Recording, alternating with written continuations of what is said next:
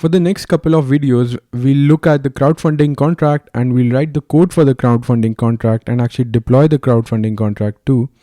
But for this video, we'll actually look at some key concepts that we need to know before actually writing code for this contract. So for the first concept, we look at functions. Functions in Scilla are pure functions. They are only defined in the library part of the contract. They return the same value for the same arguments, and they don't have any side effects in memory or contract state. So you can sort of think of them as only logical blocks of code that you can reuse again and again in your contract, and they don't have any side effects. And this is the syntax of the function. So first we have the name of the function. So here it's claim back allowed. And then we have the arguments of the function and their respective data types. So the first argument of the function here is balance. Then we have goal, and then we have already funded, and these are the corresponding data types. And this is obviously defined in the library part of the contract as discussed before. And then after we have defined these arguments, then we define some variables. And then we have the logical part of the function, and the function essentially also has to return something. So here it's returning either true or false. It's using this AND B operator, and this is how the function is defined. Now, in order to call the function, we would call the function in a transition. Then what we do is we call the function name, and then we pass in the arguments. So argument 1, argument 2, argument 3, and the result of this function is in this scenario stored in this variable allowed. In the crowdfunding contract, we'll actually define some functions and we'll call those functions too. So this will become more clearer to you, but I just wanted to give you an idea of how the functions look like in Scilla. Now let's move to error handling. The syntax is similar to events and messages, and errors result in the aborting of contract execution. Here's the example of raising an error. We have this variable e, and then we have this property exception that is compulsory. It needs to have this property, and then this property has some value, and then it can also have some other properties as we have seen with messages and events before. And then to throw the error, finally we use the throw keyword.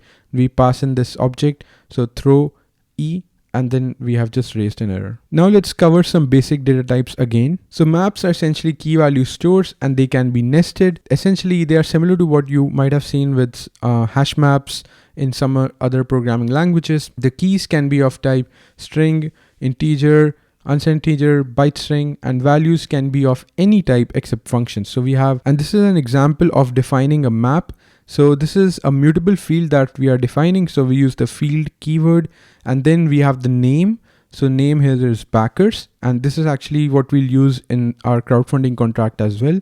And then we specify the keyword map, and then we have the data type of the key and the value. So here the key is a byte string 20 and the value is an unsigned integer, and we initialize this map to an empty map again using the keyword emp, and then we specify these data types. So essentially in our crowdfunding contract we have this backers map, which is basically a mapping of a key, which is the address of a user, and the amount that they have donated, which is an unsigned integer. There are many operations that you can do on maps. For example, if you want to check for existence of a key value pair in the map, you can use this exists keyword and then pass in the map and the corresponding key, and this actually returns true or false. So if the key exists in the map, then it will return true, and otherwise it will return false. To set the value of a key of a map, we use this syntax. And to delete an entry in a map, we use the delete keyword, and then we pass in the map name and the corresponding key, and the key value pair gets deleted from the map. Now let's look at booleans. Boolean is an algebraic data type specified as bool, and it has two constructors, true and false, which take no arguments. So you'll actually use booleans throughout your contract, and this is an example of working with booleans. So what happens here is we are checking if the owner and sender are equal, and if they are equal, then the value of isOwner is set as true, otherwise it's false. And here you can see what we do is we use the match expression, and we pass in isOwner, and we are checking if it's equal to true or false. And see, many of built-in library functions in Scilla, they return booleans. So functions such as equal or less than or exists and so on and so forth, they return booleans. So you'll actually come across booleans multiple times in a contract. So here what we are doing is we are checking if the owner and sender are equal using the built-in equality operator, and if they are equal then the value of isOwner is set as true, otherwise it's set as false. And what we are doing here is that we are using the match expression, and if the value is true then we perform some operation, and if the value is false then we perform another operation. And this is how you use booleans in Scilla.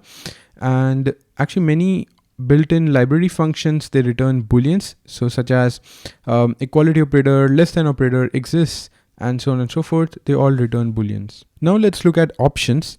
Optional values are specified using the type option, and the sum constructor represents the presence of a value and the none constructor represents the absence of a value. And optional values are useful for initializing fields where the value is not yet known. So we'll just look at an example to understand this more. When you're trying to retrieve a value from a map, you are returned an option by default in Scilla. For example, what we are trying to do here is we are trying to retrieve the value associated with this key in the backers map, and the value will be stored in the variable res. So in this example, there is a possibility that the sender key doesn't have any value associated with it, and this key was not initialized before. So the result of this operation will return an option, and the value will be stored in this variable result. Now what we would do is we would use the match expression and pass in this res variable, and we'll try to match it with either none or sum. So none specifies if this didn't have any value, then none part of the match expression will get executed. If it did have value, the sum v, this part of the code will get executed.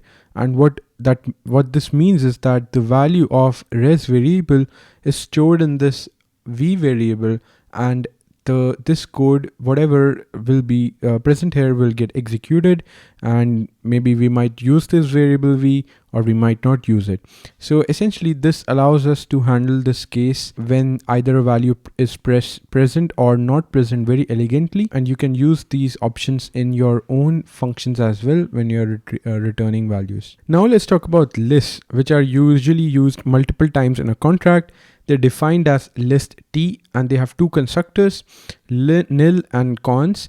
Nil represents an empty list and takes no arguments. Cons constructs a list from a value and an existing list. Cons adds elements to the front of the list, and all elements in a list must be of type T. There are some methods that you can use for traversal of a list, which we'll look at again in the future. To understand how lists works, let's look at an example. In this example, essentially what we are doing is we are creating a list of integers, and this code snippet is a code snippet inside a function. And what we have is this, we define these variables 1, 2, 10, 11. They store the values of these integers, and we start off by creating the list using the nil keyword. So nil constructor creates an empty list, and then we add the four values, or the four integer values, using the cons constructor. And what we first do is we first add the value 1 using cons 1 in nil, and then what we do is we add value 2 in L1, which was created here, and then we add value 10, and then we add 11, and most probably this is, say, returned by the function. And if you look at it, what happens is first 1 gets added, 2, 10, 11, and basically whenever a new element gets added, it gets added to the front. So the list would look like this. It would be 11, 10, 2, and 1. So yeah, this covers an example of a list. We'll actually look at lists again in the crowdfunding contract, because when we are sending a message, you need to basically create a list for that as well in Scilla. So we'll look at this again. And finally, we come to standard libraries. So these are some standard libraries that we'll use in our upcoming videos. And you can always refer these libraries in the Scilla documentation, scilla.readthedocs.io, and you'll find these in Scilla in depth. And you can refer these libraries here whenever you want to use such a library. You don't need to remember any of these libraries on hand, but it's always beneficial to know what sort of libraries exist for what functionality. So there are basically Boolean related libraries that are applied on Boolean variables. Then there are libraries that can be applied on integer variables. There are list, pair, and so on and so forth. This covers key concepts that we needed to know before starting writing the code for the crowdfunding contract. So see you soon in the next video.